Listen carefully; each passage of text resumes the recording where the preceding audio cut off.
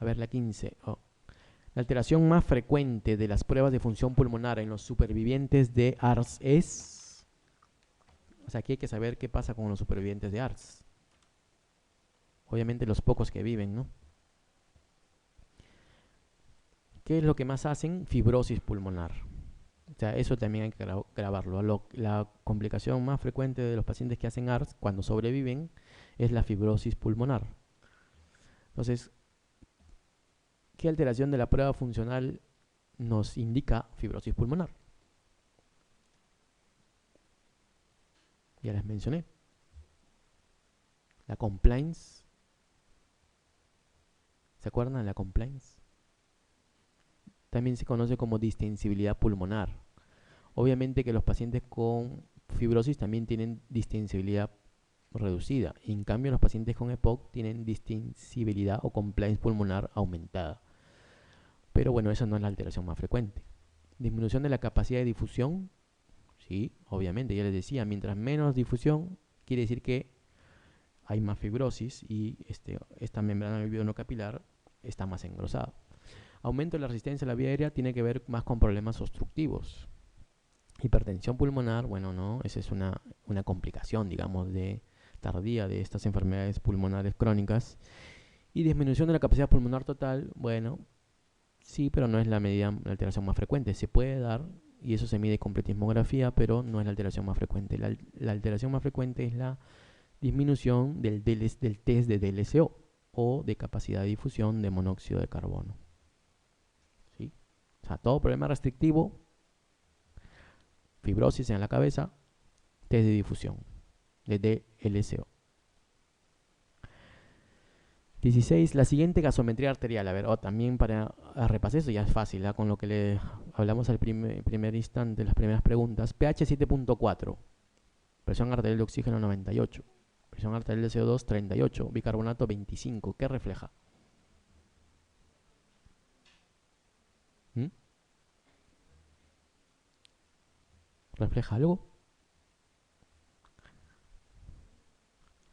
El pH normal es, otra vez, 7.35 a 7.45. Ya, hasta ahí está normal. La presión arterial de oxígeno de 80 a 100. La presión arterial de CO2 de 35 a 45. El bicarbonato de 22 a 26. Está normal, ¿no? Valores normales. Exacto. Está normal. Y así les preguntan, miren, esas preguntitas así sencillas. ¿Eh? En 17, en el asma persistente leve, acuérdense de lo que les mencioné de los tipos de asma o los grados de asma. ¿Cuáles de los siguientes esquemas terapéuticos puede considerarse de elección? Salmeterol a demanda. No, pues no, salmeterol es un broncohilatador de acción prolongada y a demanda, no se usa nunca a demanda. Se usa pautado, como quien dice, o de mantenimiento. Salbutamol pautado más salbutamol a demanda. Ah, este es loco. Está rayado este que ha puesto la pregunta, pero bueno. Budesonida pautada o budesonida a demanda. Ahí ver, para ver C, D o E. Budesonida es un corticoide inhalado, ¿no? Si lo conocen. Entonces, en un persistente leve ya debemos usar un corticoide inhalado, yo les decía, ¿no? Desde los leves, pero persistentes. Entonces, budesonida tiene que ser pautada, eso ya está fijo. A demanda, que es la C, más salbutamol a demanda, no es la respuesta, ¿no? Está entre la D y la E. Ahora, ¿cuál de esas dos es mejor? ¿La D o la E? ¿La D o la E? ¿Mm? Hay muchos médicos que hacen la E, ¿eh? Y está mal. Les dan salbutamol, dice incluso le dicen cada 2 horas, señor, y le ponen un esquema, ¿no? Cada 2 horas, 5 días, de ahí cada 4 horas, otros 5 días, de ahí cada 6 horas, 5 días más y así. Ese es pautado.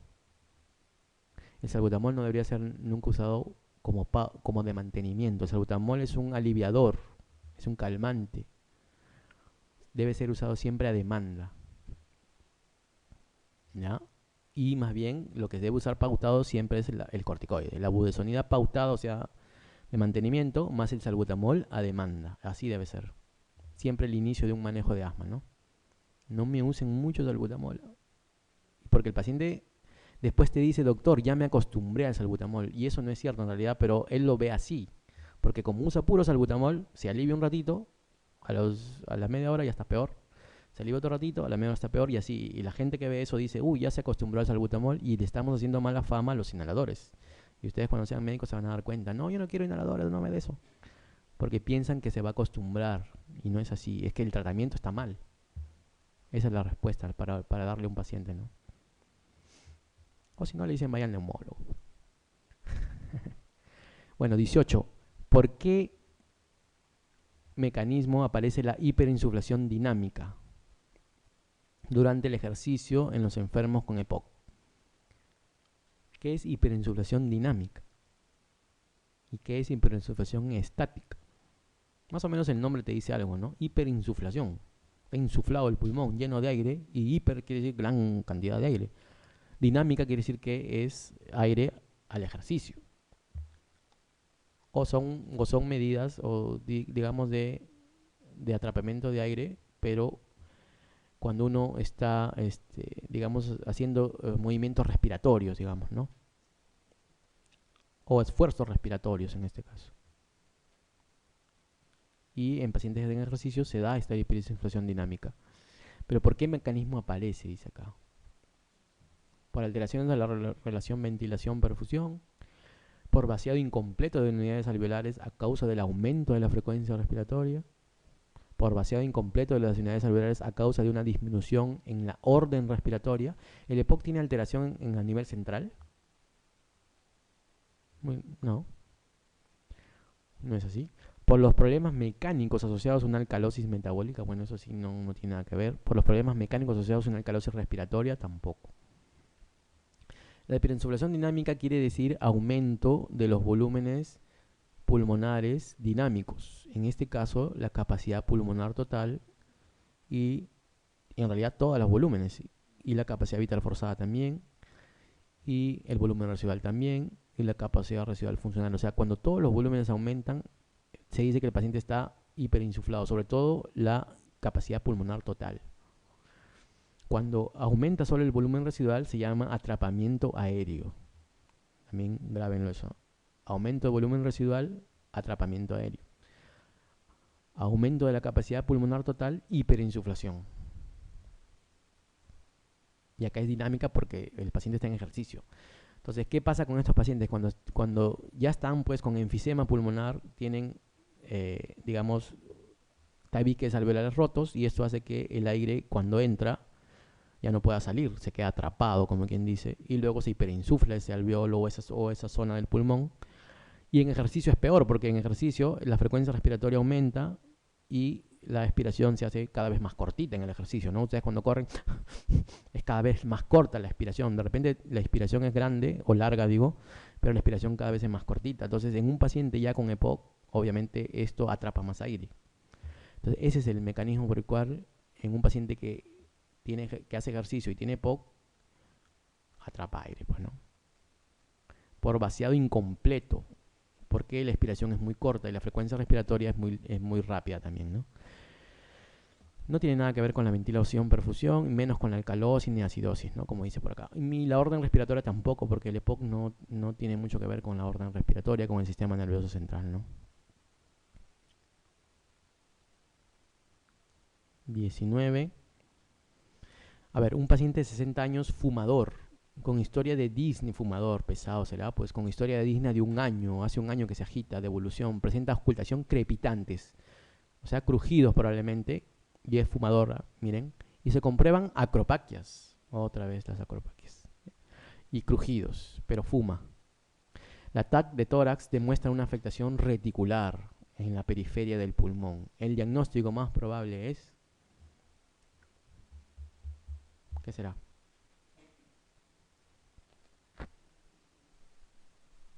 Es fumador. El cigarro da fibrosis pulmonar. A ver, una pregunta suelta.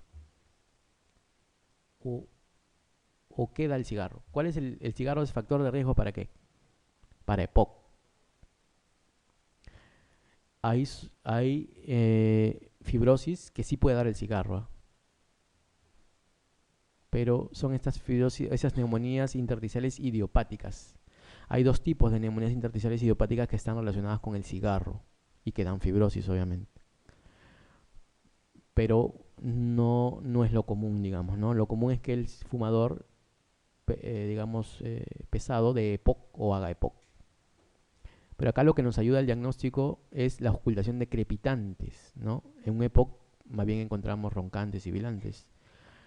Y acropaquia, que nos indica que hay una hipoxemia crónica, y en la TAC, pues que nos demuestra que hay un patrón reticular, o sea, un patrón intersticial, pues, ¿no? Entonces el diagnóstico más probable es eso, fibrosis pulmonar idiopática. Mira, la neumonía intersticial no específica es un tipo de estas neumonías intersticiales idiopáticas que les decía, igual que la neumonía organizada criptogénica. Neumonitis hipersensibilidad tiene que ver con criadores digamos, de palomas, de aves, o pacientes que trabajan en chacras con animales también, o con moho enmohecido, que hacen estas neumonitis de hipersensibilidad, que son cuadros parecidos al asma también, ¿no? Y las neumonías eosinofílicas crónicas, bueno, son cuadros característicos por aumento de los eosinófilos a nivel del alveolo y producen esta condensación crónica, pues, ¿no? Pero que no tiene nada que ver con este paciente. A ver, la 20. A un paciente obeso y roncador intenso, sin somnolencia diurna, o sea que no se duerme en el día, pero es roncador intenso, es obeso, con antecedentes de insuficiencia cardíaca, se le practica una polisomnografía, que es lo que hace diagnóstico de apnea del sueño, después de haber detectado su pareja pausas respiratorias durante el sueño, ¿no? O sea que medio que no respiraba. El registro muestra un índice de apnea-hipognia de 4 por hora a expensas de apneas obstructivas. Una saturación de oxígeno media durante el sueño de 94 y una saturación de oxígeno mínima de 86. El diagnóstico más probable es síndrome de apnea-hipognia o no. Acá lo único que hay que conocer dentro de todo lo que nos manda acá es cuándo se hace el diagnóstico de apnea, síndrome de apnea del sueño. Justamente se hace, y esto es ya teórico y tienen que aprenderlo, cuando este índice de apnea-hipognia es mayor de 5 por hora. Si tienes un índice de apnea-hipognia mayor de 5 por hora y tienes una clínica compatible quiere decir que el paciente es un obeso, roncador como este, pero que se duerme en el día, y eso es lo que caracteriza el síndrome de apnea-hipognia del sueño, ¿eh? Que el paciente obeso como no duerme bien en la noche, porque se despierta, o sin que él se dé cuenta, se despierta, por justamente estos periodos de apnea, en el día, apenas se sienta, se duerme, así como algunos que veo por acá, a pesar de no ser gorditos. Entonces, el paciente de síndrome de apnea del sueño, cuando se sienta en el día, se duerme, donde se queda sentado, se duerme. ¿Por qué? Porque en la noche no duerme bien, tiene despertares en la noche, justamente por estos periodos de apnea o de hipognia que tiene el paciente. Cuando se hace la polisomnografía y tenemos más de 5, ahí podemos diagnosticar un síndrome de apnea del sueño. ¿Ya? Bueno, apnea tiene que ver con dejar de respirar más de 10 segundos y disminución del flujo de aire mayor del 90%. Y hipognia tiene que ver con disminución de flujo entre el 50 y el 90% nada más. O sea, es menos que la apnea, pues, ¿no? O sea, cuando encontramos estos dos signos o parámetros, digamos, más de 5 por hora en la noche, podemos diagnosticar síndrome de apnea del sueño. Y la gravedad se da justamente por este índice. Cuando es más de 5, pero menos de 20 es leve. Cuando es más de 20 hasta 50, moderado, y más de 50 ya severo. El síndrome de apnea del sueño, ¿no? Entonces, el diagnóstico, ¿cuál sería? Pues que hay que tratar, se trata de un síndrome de apnea del sueño y que hay que tratarlo con un CPAP nasal. No es un síndrome de apnea del sueño. Se trata de un síndrome del sueño subsidiario de dieta hipocalórica y dormir en decúbito lateral. No, porque no es apnea del sueño. Obviamente que tiene que bajar de peso porque es gordito, ¿no? Se trata de un síndrome de apnea central secundaria de la insuficiencia cardíaca. Bueno, tampoco. Los resultados de la polisomnografía no son compatibles con la historia clínica. No, acá están discutiendo el diagnóstico. Se trata de un roncador simple que no precisa tratamiento. ¿Qué les parece? ¿Cuál es? ¿La A o la E? ¿Mm? ¿La B? ¿La D? ¿La A? Es un obeso, obviamente con insuficiencia cardíaca, que ronca, sí, pues ronca, como cualquiera de nosotros que ronca, ¿no? Pero que no tiene todavía el síndrome de apnea del sueño por este índice. Entonces es un roncador simple nomás, ¿no? Y que no precisa todavía tratamiento, obviamente, porque no tiene todavía el diagnóstico, pero probablemente con el tiempo podría ser este síndrome de apnea del sueño si es que él no baja de peso, ¿no? Y no controla la insuficiencia cardíaca. El síndrome de apnea del sueño también se relaciona mucho con accidentes de tránsito porque se duermen justamente manejando y se relaciona mucho con problemas cardíacos tipo hipertensión arterial. Y obviamente estos pacientes también hacen saturaciones de oxígeno baja y en algún momento también hacen hipercapnia y también cor pulmonar a la larga, ¿no? Entonces el tratamiento de estos síndrome de apnea del sueño, como dice acá la respuesta B, es cierto, es el CPAP nasal. Ese es el mejor manejo de estos síndromes de apnea del sueño. Y también bajar de peso y medidas dietéticas. Bueno, vamos a la 21. El hallazgo más frecuente en la radiografía de tórax en un paciente con asma. Ya esto sí lo pueden responder, ¿eh? Es fácil, ¿eh? Es que sea normal. Exacto, eso es lo más frecuente, pero también podemos encontrar obviamente hiperinsuflación pulmonar cuando haya atrapamiento aéreo, ¿no? Condensación bilateral, bueno, si es que hay eh, neumonías o moco impactado también se llama, moco impactado. Engrosamiento de las paredes bronquiales también puede haber si el asma es muy crónica. Y neumomedastina obviamente si hay una fuga de aire. Pero lo más frecuente es la radiografía de tórax normal. ¿Qué otra patología respiratoria tiene como frecuencia tener radiografía de tórax normal? Eso también se lo dijimos en las clases. Que es importante. El TEC, el TEP, tromboembolismo pulmonar. Entonces, tromboembolismo pulmonar normalmente tiene radiografía normal. Sí, es cierto. Mira, son guachitos que le estamos dando. A ver, la 22. Un paciente de 43 años acude a urgencias por disnea, tos y fiebre de una semana de evolución. Y en la radiografía de tórax presenta una cavidad de paredes lisas en lóbulo superior derecho, o sea, en el ápice, dice acá, ¿no? Rodeado por áreas de condensación alveolar. ¿Cuál es la conducta inicial más correcta? Es un paciente, bueno, varón, no dice varón, ¿no? Bueno, 43 años, que viene con disnea, tos y fiebre de una semana y en la radiografía hay una cavidad, pero de paredes lisas, ¿eh? Miren, ¿eh? Eso es lo que diferencia de otras patologías.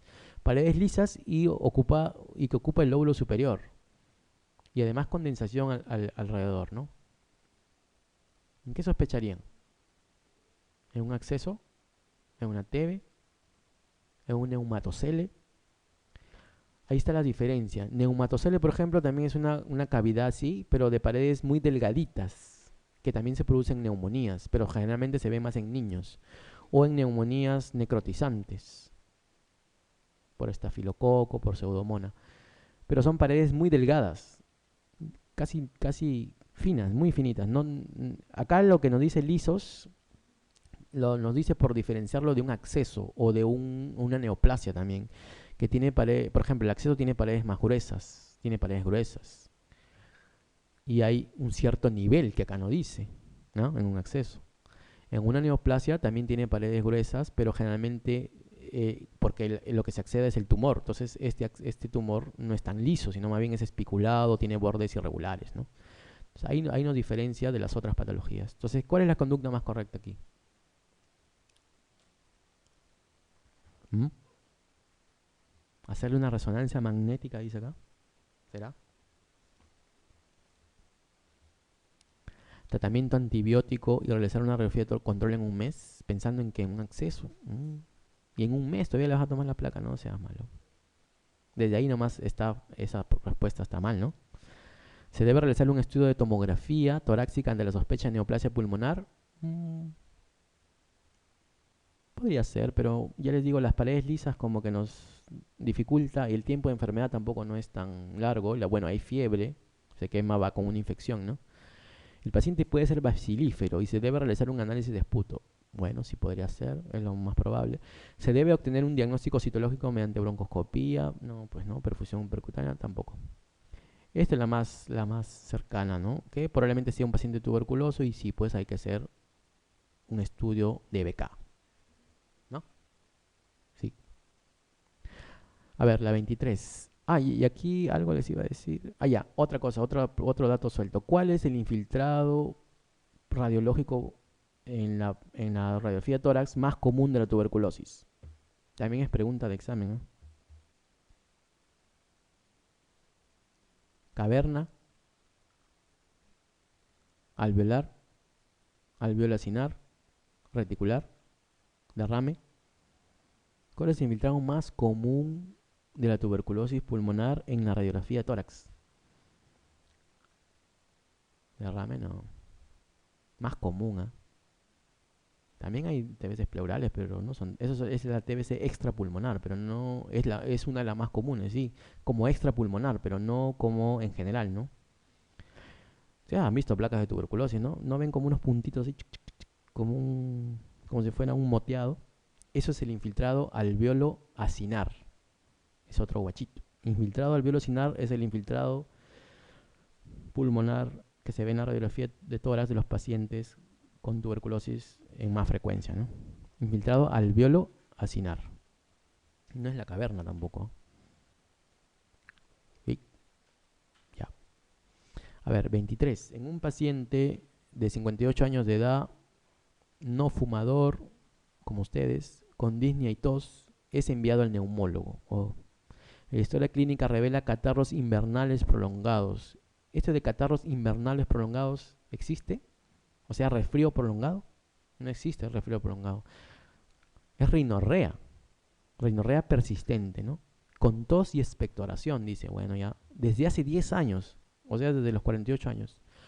La situación funcional ha sido muy buena hasta que hace unos 6 meses, en este periodo ha aparecido disnea progresiva, o sea, ya se agita, y que en la actualidad es de pequeños esfuerzos. Bueno, algo está pasando. La tos es improductiva, o sea, es una tos seca. En la exploración se aprecian cianosis central, o sea, de los dedos, acropaquias, o sea que es algo medio crónico ya, disminución de la movilidad respiratoria, sibilancias expiratorias y prolongación del tiempo expiratorio. Mucha que esta pregunta es larga. En la misma consulta se realiza una espirometría que muestra los siguientes resultados. Capacidad vital 40% del teórico, o sea, baja. Volumen expiratorio forzado 70% del teórico, un poco bajo, menos de 80. FET 25-75, que tiene que ver con la medición de la vía aérea pequeña, 66% del teórico. Bueno, casi normal. Acá aparenta ser un problema restrictivo. Acá no nos está dando el dato de la relación FET1-FBC que yo les decía, nos da el diagnóstico de obstrucción, ¿no? No nos está dando acá el dato. Entonces probablemente no sea un problema obstructivo.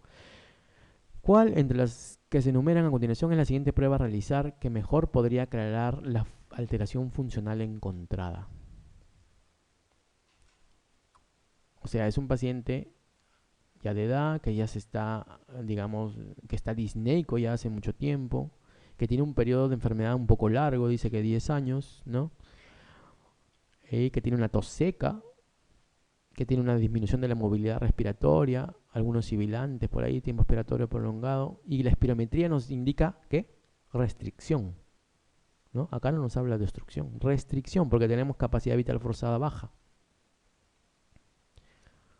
Y restricción, digamos, leve a moderada por el FET 170, ¿no? ¿Qué es lo que haríamos para confirmar el diagnóstico de restricción? Es lo que nos está preguntando en realidad con tanta pregunta, ¿no? En realidad, nos está preguntando simplemente qué haríamos para confirmar un proceso restrictivo en una espirometría. Eso es. Una medición de volúmenes pulmonares, exacto, con pletismografía. ¿Por qué? Porque el diagnóstico de restricción solo lo da la pletismografía. Eso que también les quede claro. El diagnóstico de restricción solo lo da la pletismografía. ¿Por qué? Porque mide todos los volúmenes pulmonares que obviamente en una restricción están bajos. La espirometría solo sugiere restricción. Entonces aquí sería esa la mejor respuesta. La medición de volúmenes pulmonares con pletismografía. Vamos a la 24. A ver, enfermo diagnosticado de asma que no está recibiendo tratamiento. O sea, está abandonado el pobre. La historia clínica refiere episodios de disnea sibilante, o sea, se agita y le sirve el pecho en 4 ocasiones en el curso de una semana, ¿no? O sea, varias veces al día. Ocasionalmente se despierta por la noche, también en la noche tiene síntomas de asma y tiene un FED1 que es del 80% del teórico. O sea, eso ya, el FED1 ya nos indica en qué estadio está. ¿Cómo debería ser tratado inicialmente este enfermo? Es casi como las preguntas anteriores, ¿no? Es un asmático que tiene episodios en el día y también en la noche, pero no tanto, ocasionalmente dice, y que su FED1 todavía está más o menos dentro del límite normal. Entonces, este es un asmático persistente leve probablemente, ¿no? ¿Cómo debería ser tratado inicialmente? ¿Cuál de todas estas respuestas es la más correcta, no? Porque con una dosis baja moderada de corticoides inhalados más un beta agonista, con una combinación de teofilinas con corticoides inhalados y beta agonista, con un beta agonista solo, con evitar alergenos y utilizar corticoide inhalado a demanda. Así se usa un corticoide inhalado, no se usa a demanda. Ciclo inicial de corticoides orales. De frente vamos a dar un corticoide oral, que también algunos de los colegas hacen eso, no está bien tampoco, combinado con beta agonistas, ¿no? ¿Qué es lo que haríamos? Ya les decía, el manejo del asma principal es corticoide inhalado, ¿no? Entonces, dentro de estas respuestas, la más correcta, porque ya ese es un asma persistente, no es un asma intermitente, ¿eh? Porque está casi varias veces al día en una semana, ¿no?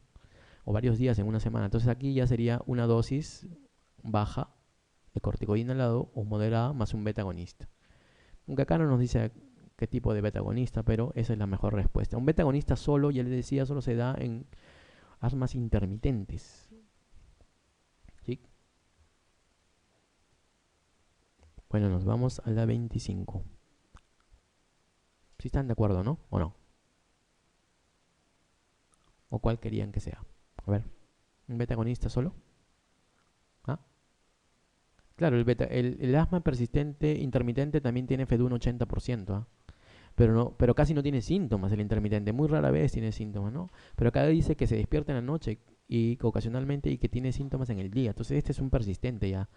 Y obviamente en este caso, como es pocas veces en la noche y pocas veces en el día, en los días de la semana, es leve. Por el FED1 también es leve, ¿no? Y hay que usar corticoide inhalado. Bueno, 25. Un paciente de 68 años con EPOC, otra vez el EPOC, fue dado de alta en el hospital con tratamiento de oxígeno domiciliario. 2 meses más tarde acude a consulta refiriendo disnea de medianos esfuerzos, o sea, se agitaba después de haber salido de alta. Ha dejado de fumar y sigue tratamiento correctamente con broncodilatadores, miren, ¿ves? Inhalados. Ese es el manejo del EPOC. Presenta saturación de oxígeno de 85%, respirando aire ambiente, o sea, FIO 2021, quiere decir, está un poco bajo, ¿no? Porque lo normal es 90. Y hematocrito de 49, un poco alto. ¿Cuál de las siguientes afirmaciones respecto a la oxigenoterapia domiciliaria es correcta? Bueno, ustedes deben saber que la oxigenoterapia domiciliaria tiene indicaciones. No se da a todos los pacientes. Entonces, ¿cuándo indicamos oxígeno domiciliario? Aquí viene el kick de la pregunta. ¿Cuándo indicamos oxígeno domiciliario? Cuando tenemos saturación de oxígeno menor de 88 y presión arterial de oxígeno menor de 55. Ese es el criterio absoluto de oxigenoterapia domiciliaria. Saturación de oxígeno menor de 88 y presión arterial de oxígeno menor de 55. Si tenemos presión arterial de oxígeno entre 55 y 59 y saturación entre 88 y 89, ya no es tan absoluto. Aquí tenemos que tener hematocrito, o sea, policitemia, hematocrito generalmente mayor de 55%, que no está acá, que no es el caso, cor pulmonar o hipertensión pulmonar, que tampoco es el caso, no nos dice, ¿no? Entonces, este paciente ya está con un criterio, digamos, prácticamente absoluto solo por la saturación, ¿no? De usar oxígeno domiciliario y obviamente parece que el oxígeno domiciliario no le hace efecto porque él sigue con saturaciones bajas. Entonces, ¿cuál de las siguientes afirmaciones es correcta respecto a la oxigenoterapia domiciliaria? ¿Mm?